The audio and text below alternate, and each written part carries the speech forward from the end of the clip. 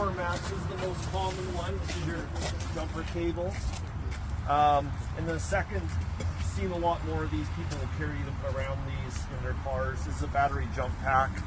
It's basically a mini battery that you connect directly to yours, just give it enough boost to start the vehicle up.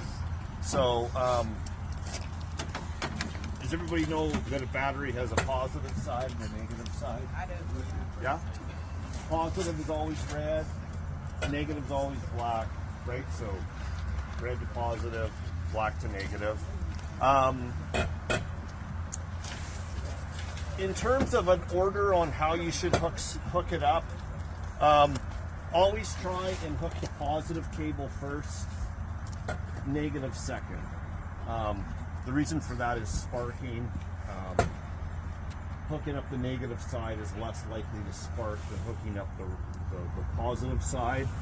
And it's just a safety thing because there's fumes in the battery and there's always a potential for an explosion, although it's very minimal. So just try and remember always positive first, then the negative clamp, okay?